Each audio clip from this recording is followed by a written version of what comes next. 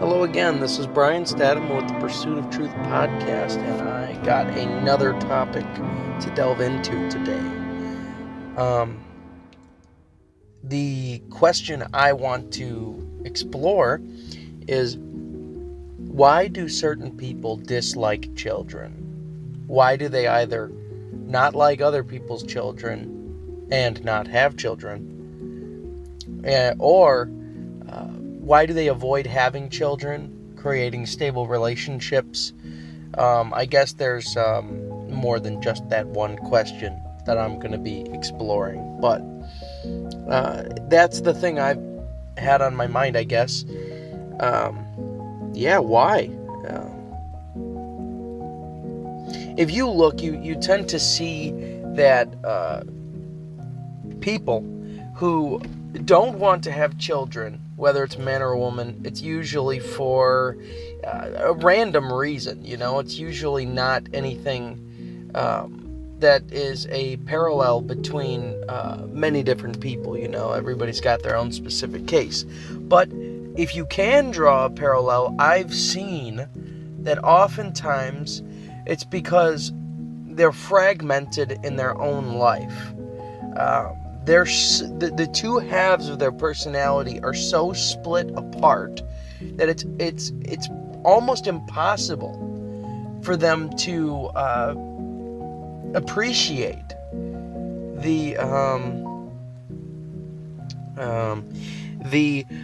beauty of childhood, the innocence that comes with a child, and not recognize what the essence is of it and why you should take from it. The thing is, oftentimes people who don't like children, one common thread usually is that they were, so to speak, a dog that was slapped on the nose, punched in the nose every time that it came up for attention.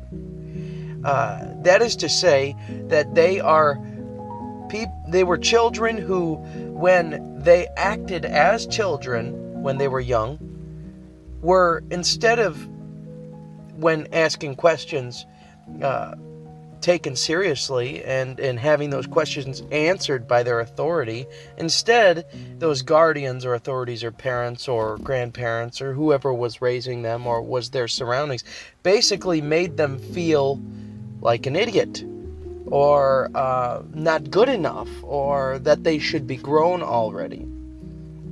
But they're still a child. Take, for example, a child who's 7 years old, very rambunctious, boy or girl. They have plenty of energy. They can't keep it contained. And parents seem to not remember what it was like. They're so disconnected from their childhood, and they don't have the childlike temperament that they need to maintain throughout their entire life. So it also plays into intergenerational trauma or intergenerational maladjustments of personality. And it's honestly extremely sad to see when you see parents treat their children like that. There's an eloquent way to handle children, and people seem to get explosive. I mean, genuinely explosive. I'll name a case. I'll not name names, but this is a child that's very close to me. Was, I would say, made a mess outside, and this child was about 10 years old, did not go outside and clean it on their own until the second time they were asked. Then they went outside, cleaned the mess, came back inside and left the broom outside, probably just, forgetful. It's a child, they get easily sidetracked. And a lot of people like to pin that on ADHD, but that's a whole different topic. But I'll just summarize it in the fact that children don't have ADHD. They are rambunctious because they're children. They can't focus in school because they're children, not because they have ADHD. It's because they're children. And that'll be a topic for another day, but we'll touch on that another time. Let me get back to what I was saying. Basically, so this child forgot the broom outside, and once the parent realized that, this parent is not, they're so split off. I know this person, I'm close to this person. Their personality is extremely split off. They were raised by a single father, and they were raised by separated parents, I should say. And both of those parents have their own issues and intelligence issues and things like that. So again, it plays into the intergenerational patterns, the imprints from the parents and the influence of the parents, I should say. But you see this play out, and this particular parent of the child is always explosive, and that's because he does not have the ability to cope with his own emotions. He doesn't look introspectively. He doesn't see what's going on inside him, so instead he takes that anger out on his child. He hasn't had a solid relationship. He's a promiscuous person. And I don't know, I highly doubt that he intends to be this way. But people don't want to take up their cross and take up their burden because it's a difficult thing to do. And so when you abnegate your responsibility of becoming the person that you should be, not necessarily who you want to be or who maybe somebody else or your spouse or your parents want you to be, but who you should optimally be, when you avoid that responsibility, what you're not realizing that's happening is you then are just shattering the livelihood and the growth of the child that you're supposed to be taking care of. And also, you're putting all your burdens on everybody else around you, which is a big enough problem, but there's no escaping that. We don't live in a perfect world. There's just as much good as there is bad. You might do one great thing, there's one bad thing to equal it out, you know what I mean? Civilization comes about. It brings all sorts of great things, but it also brings all sorts of terrible things. Things were a lot simpler before we had civilization, and that's the yin and the yang, as I touched on yesterday, and I will touch on that all the time. That you're going to hear that from me constantly, because that is the two sides of the same coin, the aspects of the dark and the light that they play out in every single aspect of life, and including here. So all the negatives are the repressed, pushed back emotions and feelings that you avoid. This parent avoids these things, and then I don't think this parent wants to be a bad parent. I think this guy wants to be a good father. He loves his child. He loves his son. His son is awesome, by the way. I love him, but it's really sad to see the way that the idiosyncrasies in his personality explode, and the rubble lands on that child. And then every time that child has to climb out of the rubble, but now the child is he's damaged, he's hurt, he's broken. And if we lived in a world, if we lived in a world where children were raised in two-parent families, and when I say that, I mean the two parents that had the child to begin with. Death is another thing. We're not talking about death. That's a whole different topic, trying to raise a child as a single parent, a widow, or a widower. But in the circumstance where one parent leaves, if you have a stable two-parent family with two parents who are sane, who understand the issues their parents passed on to them, which takes a sense of intelligence. Just because you're intelligent, though, does not mean that you take up your cross and bear your responsibilities and burdens. But if you are intelligent and you do that, you do open your mind, you look inside, you see what's up with you, the best thing that you can do if you know your issues, because you can't escape them, they're there. If you know your issues, you can communicate that in a way into your child in a way that makes sense. And also, you should never let the explosion of frustration that you have for the world fall on your child. Your child doesn't deserve it. They didn't do anything to warrant that. They didn't ask for it, because children are innocent. Children are products of their surroundings. They're product of the society and civilization they live in, but at a closer, more narrow lens, in a more narrow lens, they are the product of their family, their immediate family. There is influence from grandparents and external and school, which is a big one too, but primarily their parents, guardians, the people that take care of them.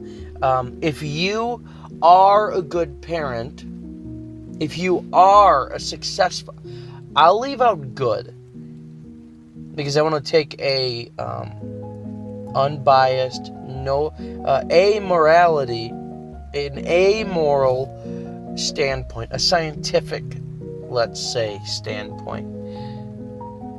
You need to accept your child as they are, rather than trying to create the false image for them that you would like. One of those imprints on another fragmented parent would be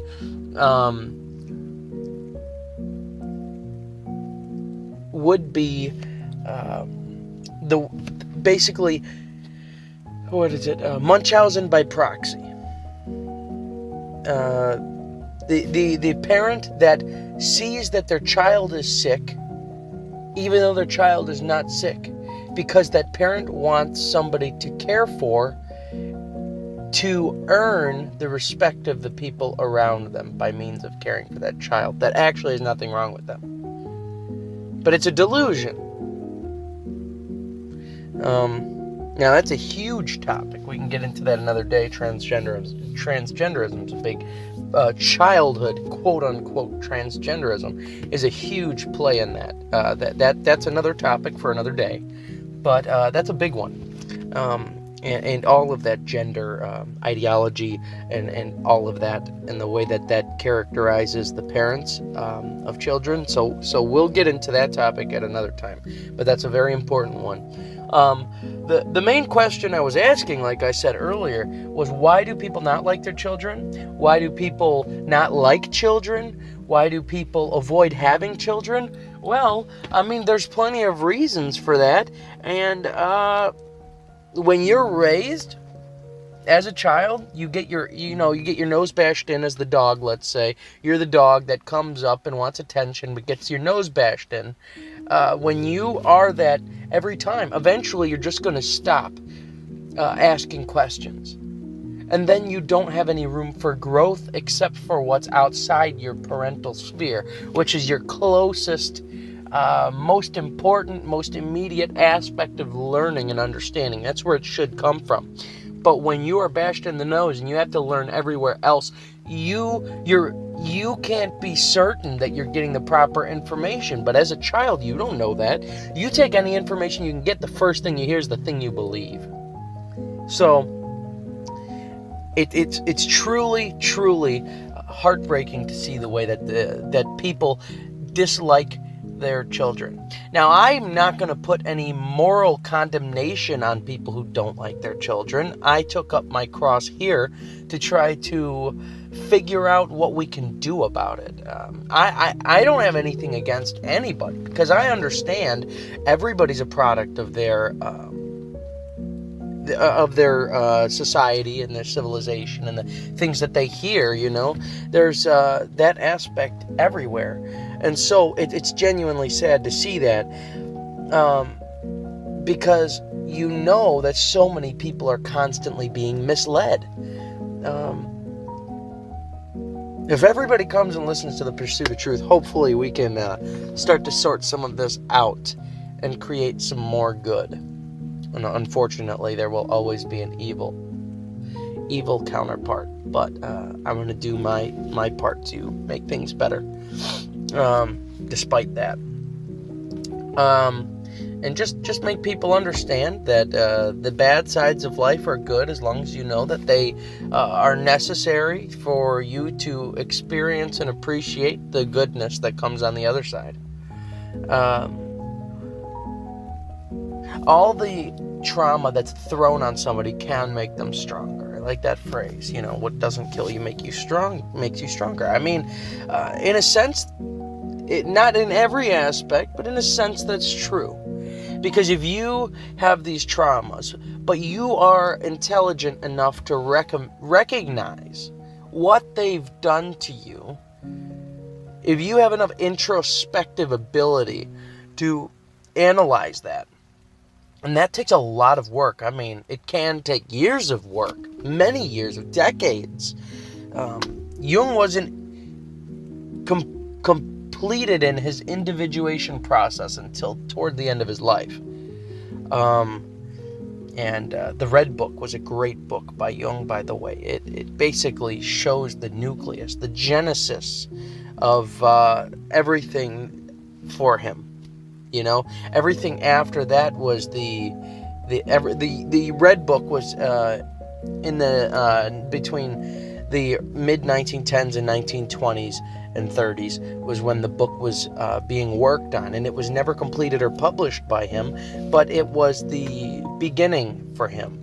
In all of his works after that were basically just the elaboration and integration of all of the things that he recognized and registered in his active imagination, and then trying to understand what he was seeing there and recognizing and learning. And then after that's the integration and the elaboration into life, into the rest of the life. He was clever enough to recognize things. If you can do that, if you can replicate that in your own life, if you can look inside you and do your active imagination, or find your projections, you could easily recognize what is wrong, or what could be corrected. Because as Jung says, the only real danger is man himself. We are the great danger, and the world hangs by a thin thread. And he says, our psychology should be studied. We should be looking inside. There's so much left to learn about. There's so much that we need to know, that we should know, in order to heal the divide socioeconomically, politically, geopolitically, within our mindset, and many other things.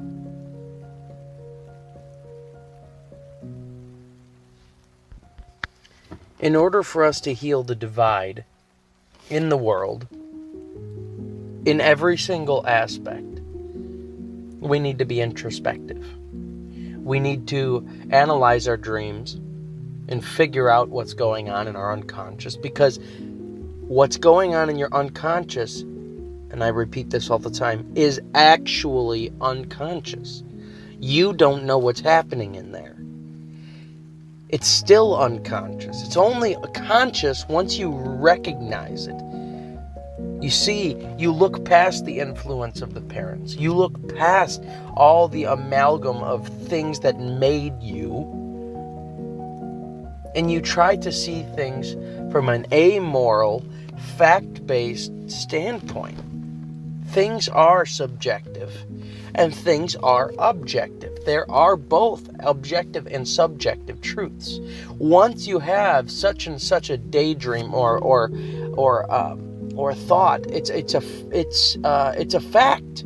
It happened, but now we need to know why. But it's not a fact as such a tangible object, as though you look to your right and see a vehicle and that's physically there as a tangible object. But this is just as much a fact as that, but in a different realm.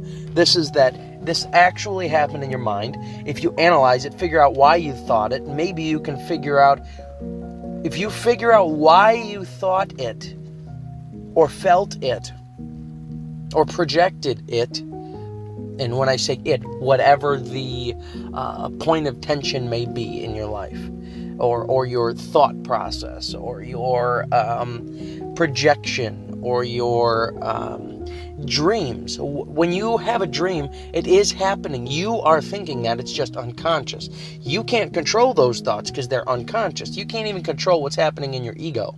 It's not up to you. But the things that are unconscious, maybe if you can recognize what they are, maybe you'll know why you blow up the way that the father of this child did.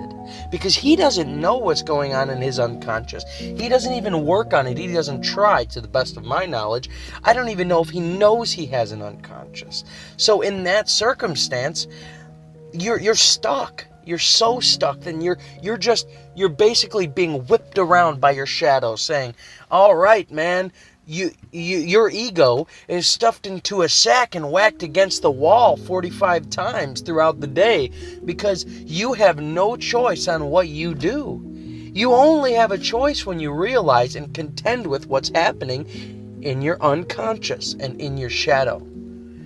You have to know your shadow. You have to. If you don't know your shadow, you're screwed, because then you're going to be in a position of your lifetime. You're going to be in the position where you could make the best decision ever, and your shadow or unconscious is going to step in and stop you. And you don't know why. You're like, man, I should have done that. I have no idea why I missed, why I didn't just do that. I should have just done it. People have regrets like that all the time. And if they would just start to recognize what's happening in their mind and heal that divide, maybe they will start living that path that's required. Stop disliking children, because you should have that childlike personality still within you as an adult. So then you will love children. You should love children, because children, they help you ask questions you never got the answer of as a child. I've had children ask me questions that I've never thought of as a child or as an adult. Children can be loved and can be useful too. It's very rewarding. It will really help you understand. I personally don't have children, but I absolutely love them and am going to have children. And I want to have the best mindset I can. Obviously, discipline's necessary, but it shouldn't be the primary focus of your parenthood. What should be your primary focus is you and how you act, not the way you treat your child. Because that comes as a good, treating your child properly is a byproduct of you understanding what's happening within you and handling it properly. So, I hope that's a good way to think about it. Too often in our society, people have pronounced differences and don't recognize the way that somebody else perceives what they see. You could be looking at a tree, and somebody else could be looking at that tree and having a completely different emotion or feeling about it, but you can't even begin to conceive of how they feel about it. This is just an example, but it can go for anything you think about or recognize. So when you look at a child as a person who has less of a divide in their mind than somebody else, i.e. a bad parent, a parent who doesn't understand, you may look at it from a better, more understanding perspective, a more appreciative and loving and caring perspective than that bad parent, that parent that doesn't understand. And all you can do is take it from an amoral perspective. Stop thinking about the morality of what they're doing wrong to their children, and just think about how that's going to affect them. Stop thinking and creating value judgments and trying to wag your moral judgment finger at them. Try to help them understand what they're doing wrong, but bring them to it themselves. You've heard the phrase, you could bring a horse to water, but you can't make it drink. Well, don't bring the horse to water. Don't bring the horse to water. Make that horse realize that it needs the water. You already have them by the water. They're already there. You just need to show them that they need it. You need them to realize that they're thirsty. Is it a hot day out? They might need water. So, it's better to look at things that way. It's always better to look at things the way that a psychoanalyst would look at it. You need to be analytical, because if you're not, and you are a feeling type rather than a thinking type, that is a part of your personality you need to look through. You basically need to open that folder and see what's in it, because you're missing out on a whole half of the human spectrum when all you do is respond to the way that you feel about things, rather than, which is good, you need to do that, you need to know how you feel, because I typically don't think about how I feel, but think about things analytically. So maybe you can start to look at things analytically and incorporate your feeling. Try not to do the feeling first. Try to do the analytical first, and then immediately after, incorporate how you feel about it. Because if maybe you can just look at things as they are, you can assess them better. This is why people blow up. They act on how they feel rather than how things are.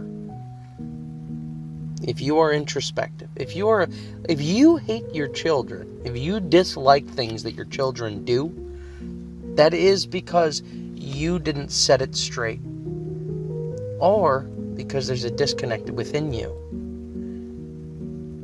So, all I say is, start to look within you, start to recognize that exploding on your children because you're unhappy with them is not a solution.